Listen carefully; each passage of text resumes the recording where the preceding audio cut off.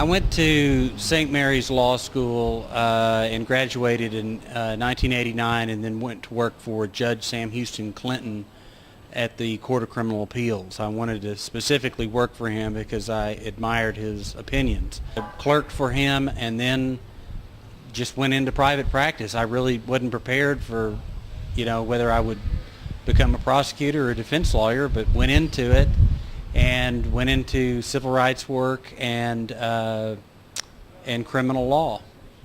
And so that's what I've done for 20 years now.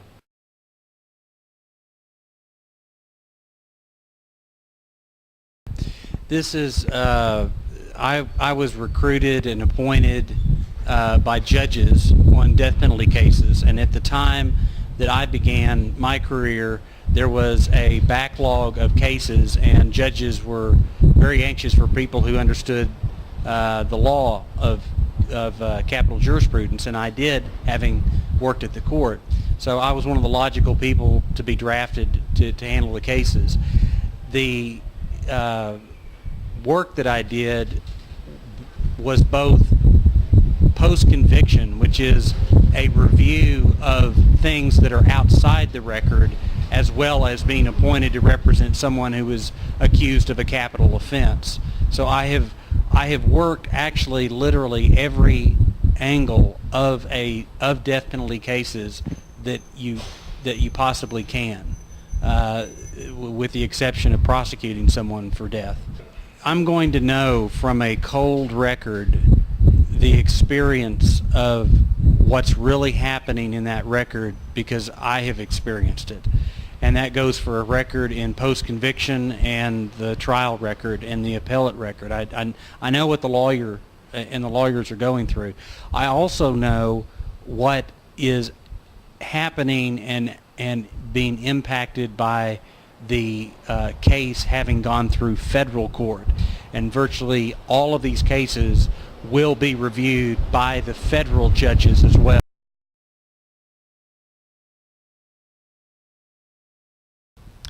That's really a question to be asked the people who are really in a position to do something immediately about it, which are your lawmakers. People can draw their own conclusions about a broad statement like that. As a judicial candidate, I can't speak to it because it's going to involve issues that I am quite certain are going to come before the Court of Criminal Appeals.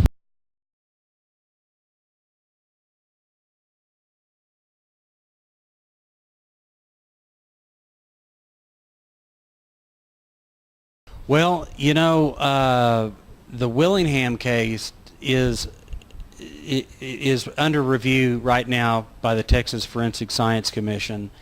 They're going to issue their final report sometime in September, and I think that is going to speak more definitively to whether that central question of whether Texas has executed an innocent person. And Willingham went to his death. His final words were protesting his innocence. If you go to the TDCJ website, the prison website, they record all of the last words of condemned inmates.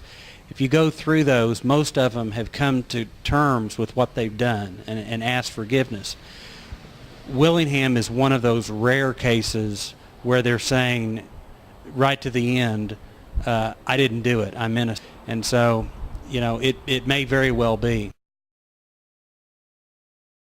I don't think anyone would claim that the Texas death penalty system is perfect, and a system built by humans and run by them is bound to make mistakes.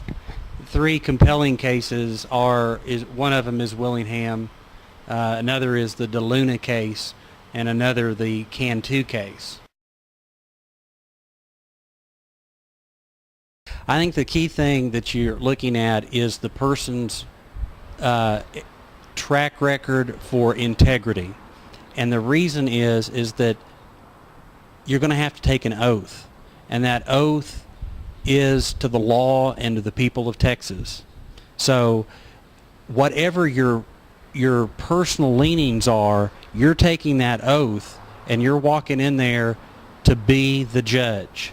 And so it comes down to a matter, is this a guy who is going to be able to do that and do it with the full faith to his oath?